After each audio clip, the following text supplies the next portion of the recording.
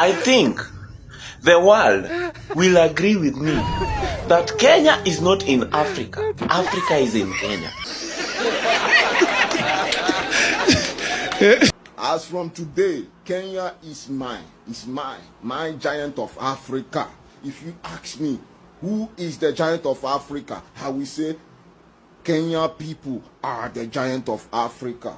Simbo! Simbo! Simbo! I don't care what your dictionary is telling you. I don't care what your Google is telling you. I don't give a fuck. Yes, I'm a Nigerian, but right now, Kenya has won my heart. Hey, Panang, see, have you ever thought, you just think, how would Africa be without Kenya? Have you ever thought? Ujasiri wa Wakenya na hekima ya Wakenya ni jambo ambalo limebaki kwenye akili ya watu wengi ulimwenguni, kwa sababu Wakenya ni watu ambao wamejawa na hekima tele na pia walio na ujasiri kama wa simba. Wakenya ndo wakina nani? Wakenya walitokea wapi? I really admire Kenyans. I admire Kenya. When I give people, I admire you and I love you. See, Kenya is the capital city of Africa. Eh? Just the other day, you came to Uganda to fix our problems. To fix the problems. You don't want our leaders anymore. I wonder what Africa would be without Kenya. No, you've gone to Tanzania to fix them, to put them in their place. You've hacked. You've hacked police X account. Mad respect, Kenyans. I really admire you. Hakuna nchi yenye siasa ngumu duniani kama Kenya. The reason I like Kenyans is because I've never met another group who hates their president as much as Kenyans do. Like, before I went viral on Kenyan TikTok, I did not know about Ruto.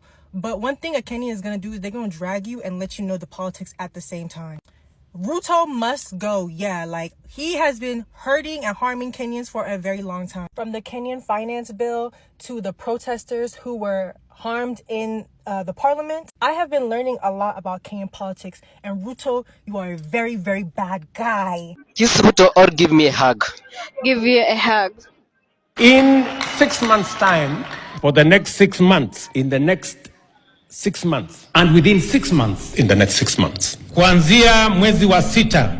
In 6 months. You are a very, very naughty man. So I really appreciate Kenyans for genuinely always teaching me what is going on in the country. And if I have been attacked for 464 days by Kenyans, I only know what y'all are doing to Ruto, and he deserves it plus more. Because at least mine is like peppered in with some sweetness, but I know your wrath is going towards him, and I really like that. I actually like a lot of Kenyan activists, especially too like the feminist movement that I've seen happening in Kenya. Yeah, y'all are eating that up. So power to the people, power to Kenyans, and someday I'm gonna be able to go over there and yeah, I would love to meet y'all. Please, I beg, don't attack me when you see me in your country. Please, I beg, show me niceness. Ya, tukienda kumuuliza Mbowe Tundu Lissu, muulize mwanasiasa yoyote atakwambia pale ni nchi yenye siasa ngumu kuliko taifa lolote duniani. Duniani, sio Afrika. Yaani nchi yenye siasa ngumu. Muda wote damu inamwagika. Kila mtu ana akili. Kila mtu ni msomi. Paka mama ntilie kasoma chuo kikuu Kenya. Paka mpiga debe chuo kikuu kwao ni sawasawa na sisi form 6.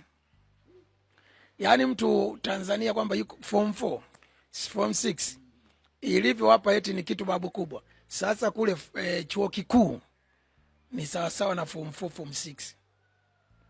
Kwa hiyo yote unayemwona Kenya kufika chuo kikuu ni kitu cha kawaida. Kwa hiyo kila mtu, alafu Kenya wao kwa kusoma kwao wengi vyuo vikuu, maana hata elimu ya siasa, elimu ya haki zao wanazijua. Bro, sasa hivi ndo napata taarifa. Hivi kumbe wa Kenya wameshaanza kukagua mapolisi. Ngoja nikae kwanza. Yaani tumeshazoea kwamba mapolisi ndio wanatakiwa wakague raia. Sasa hivi Kenya ni kinyume. Kwamba Laia, the people is pigaling search, is kagualing police. Imagine bro. Hawa watu. Mtu unamchukua, yani unachukua begi la polisi, unalikagua.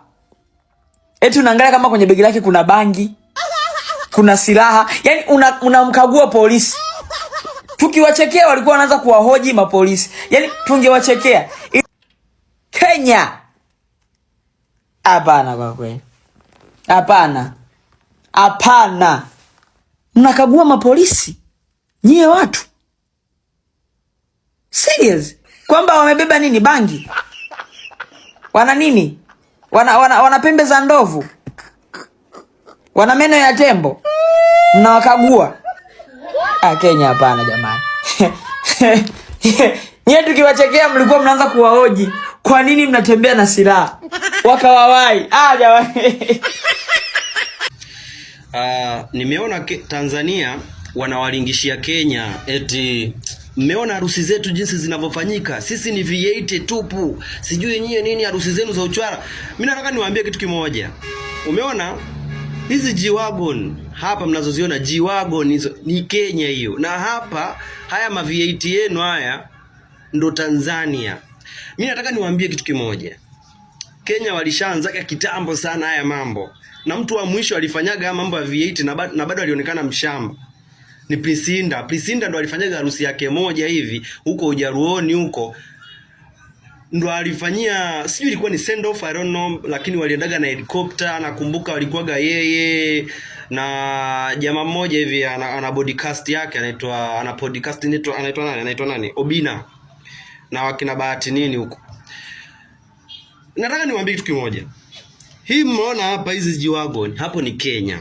Hizo G-Wagon mnazoziona hapo ni Kenya. Na haya ma V8 yenu hapa mnayoona hapo ndo Tanzania, Katoro sijui wapi.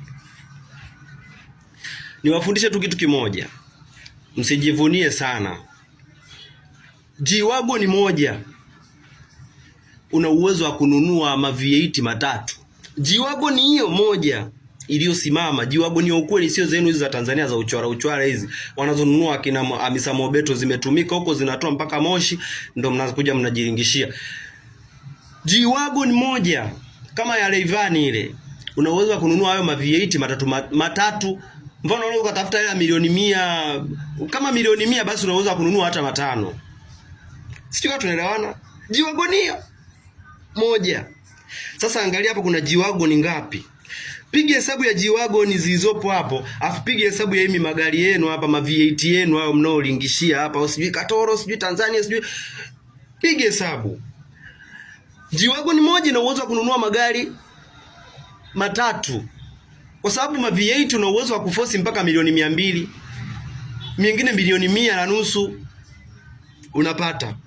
Sasa G-Wagon moja inafinga mpaka milioni 700. Hiyo moja milioni 700, 800, 500. Sasa ukiforce kwa 100.5 si unaweza kupata mpaka matano. Ukiforce kwa 100.5 unaweza kupata mpaka 4, 5, matatu kwa G-Wagon hiyo moja. Na hapo kuna G-Wagon zaidi ya 9.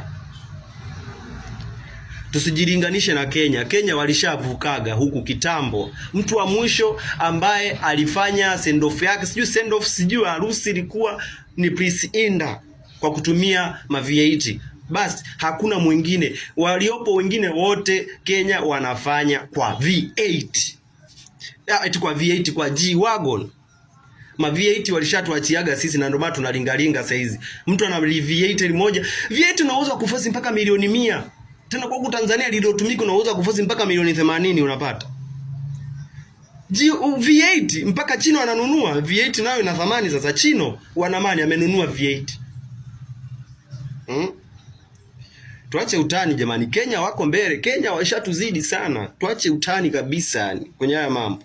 Kenya is a movie and their president is going through the most. Because how on earth do we explain that hackers will succeed to bypass all the security systems put in place to protect the presidential website, hack into the president's website, then go to the homepage, change it, and leave a strong message to the president and the government entirely saying, if they don't pay 41 million Kenyan shillings, then the hackers will release sensitive information to the general public. 41 million Kenyan shillings, bear in mind, equates like 180 million Cameroon franc CFA. It equates more than 480 million Nigerian naira. If the Kenyan government does not pay this money, these hackers will release sensitive information to the general public. Bear in mind that Kenyans are preparing for their general elections, their presidential elections. Nothing will convince me that Kenyan Gen Zs are not behind this, because Kenyan Gen Zs will terrorize the world. See, you will finish me, President Ruto. You will finish me. He even said sometime that running Kenya is a difficult job. He said,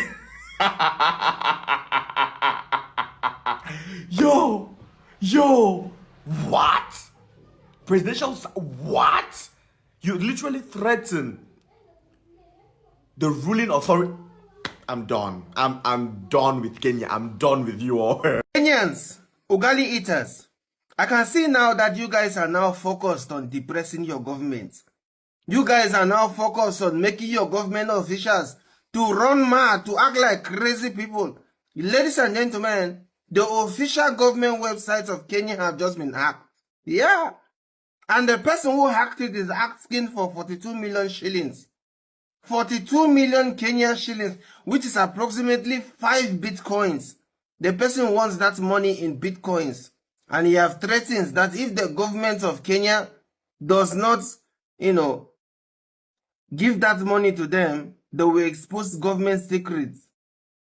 Kenyans, depression givers, ugali eaters, there's nothing anybody can tell me that this is not you people's handwork. There's no, how much is the economy that you guys are asking for such a huge ransom? Hey Kenyans, how much is the current economy? People should have pity now. Have mercy upon Uncle Ruto's government. That man has suffered in the hands of you people, Kenyans. 5 Bitcoin. Blood of Jesus, Lord have mercy upon Uncle Ruto's who suffer goes. Justice for Uncle Ruto. That man has suffered in the hands of you people.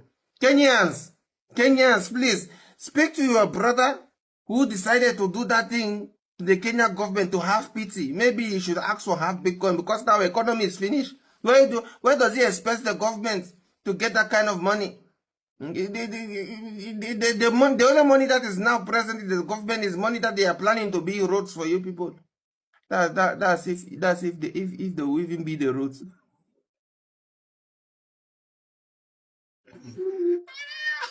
Uncle Ruto has suffered in the hands of Kenyans. Tell me what you guys think in the comment sections. One love. Do you know the funniest thing about that guy that hacked Kenya presidential accounts, a website? Do you know the funniest part? Because I could not understand. Like, I'm trying to understand. I could not understand. The funniest part is the guy demanded for 41 million Kenyan shillings. Good. The 41 million Kenyan shillings is not the problem. The problem is the one at the top. What is he trying to do with the one? Because I don't know, like, you demanded for 41, not 40, not 50. So what is he going to do with that one? Or that one is just like, okay, let me add the one in case of bank charges, or in case of transfer charges, or I don't know. You guys, Kenyans, you guys need to ask that guy, the person that hacked the website, the presidential website. You guys need to ask him or her, what do you want to do with that one? 40 million is understandable. Yeah, 40 million, we understand it. 50, we understand. 60, 17, yeah, round figure. 80, round figure. 90, round figure. 100, round figure. But the one, imagine asking for 101.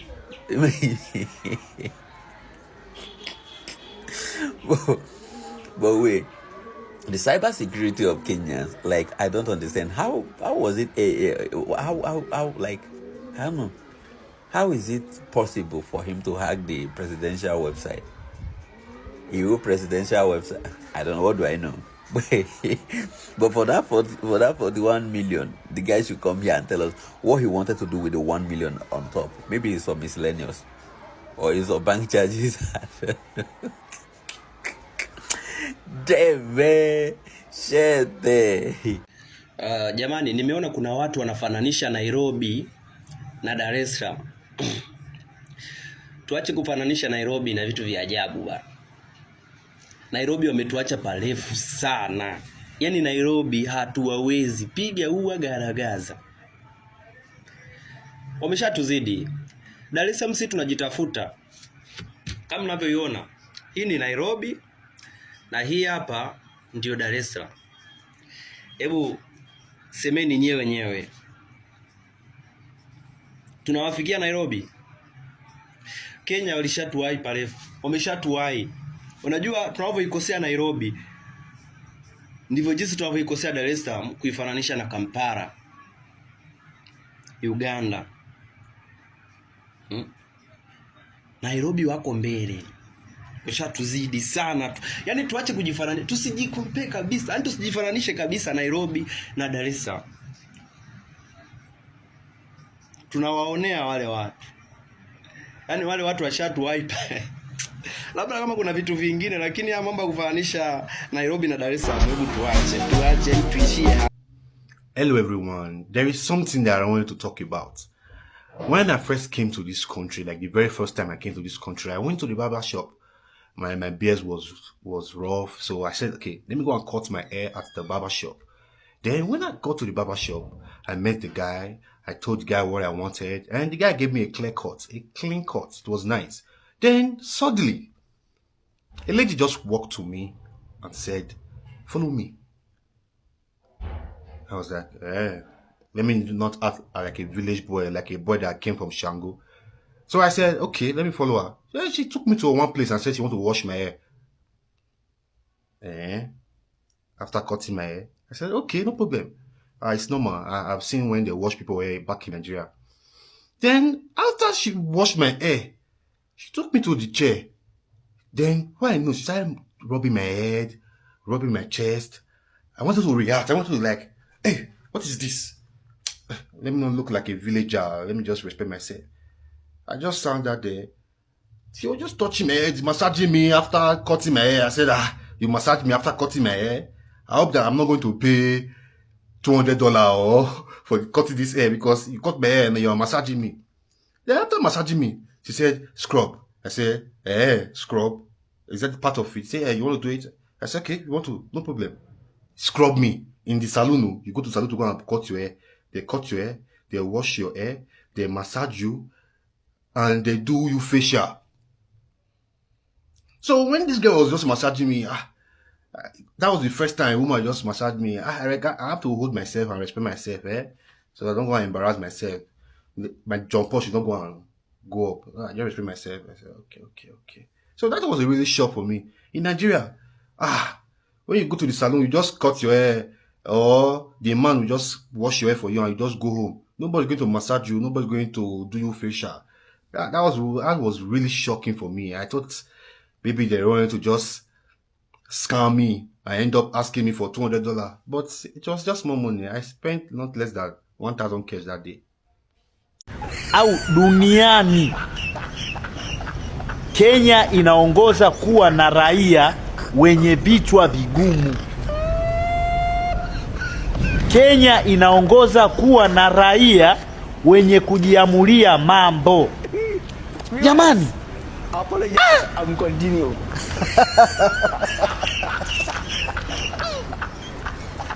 Yaani kabisa raia wa kawaida anaenda kumsachi polisi. Yaani polisi anasachiwa na raia wa kawaida kabisa. Viewers, apologize, I'm continue. Sisi mbona tuwezi? Sisi polisi tunawaogopa, yani mapolisi tunawaogopa. Lakini wa Kenya wao ndo wanawasachi mapolisi. Viewers, wa Kenya tuambiane ukweli. Huo ujasiri mliokuwa nao nyinyi wa kununua au wa kuzaliwa nao, maana sio kawaida. Sio kawaida. apologize, Sisi mbona tuwezi? Sisi tunawaogopa mapolisi, alafu nyinyi mapolisi mnawashika hadi ndevu kama hivi mnawasachi. Sisi mbona tuwezi? Kuna kitu hapa, tuambiane. Mtuambie.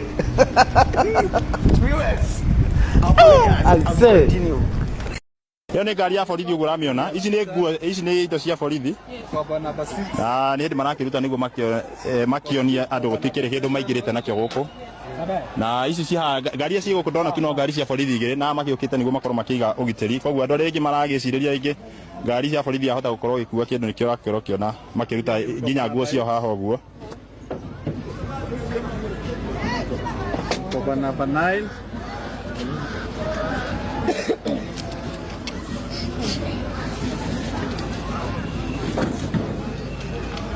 Number 9. Zote zina confirm tu ni maguo ziko.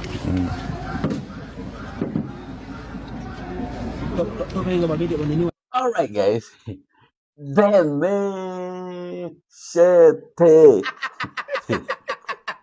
You know, I told you guys that I will put the video in my next video. I'll put the clip. This is just short of the clip. The clip is long. It's about 3 minute or 4 minute clip. So this is the clip from where Kenyan citizens were searching police that were supposed to go and officiate an election. Bro. But first of all, let me give it to the Kenyan police. You guys are one of the best police in Africa. I usually say you guys are one of the best police in Africa because in my country, in my country, bro, you dare not, you cannot try this in my country. With a police officer, you stop a police officer and you want to search them as a citizen. You can't try this in my country, and I know in my other country as well, in my Uganda as well, you cannot try it. Police are going to officiate election now, you stop them and you are searching them. Bro, it takes a lot of patience, a lot of diligence, a lot of tolerance to do this. So I give it to your police. They are really doing what they are supposed to do. Understand? You understand? So now back to the citizens. Kenyans are did you know why they were able to do things like this? For other countries that we want to imitate, do you know why Kenyans are always able to do things like this? Because they are like this. They are like this. Nobody, they are not moved by your money. They are not moved by your promises.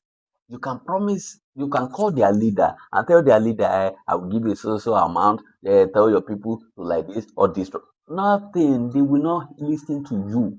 These guys are not moved by your promises or your money. So once they say, this is how we want it, the leaders will be like, this is how we want it, everybody. Because they are like flies, When they are going, they just go, they don't care what is there. That is why they can pull this kind of a thing. But I'm always flattered. I'm always flattered when I see this guy doing these things. I feel like, I should be a Kenyan. I should be a Kenyan. Imagine me now being a Uganda and a Kenyan together. I'll go to Uganda when I need time to enjoy it. Then when I need time to fight energy to come to Kenya. You understand? But you guys are crazy. Let's be real. You guys are crazy. Nah. Whatever is living inside of you guys. No. I love you guys. Now I offend Sana.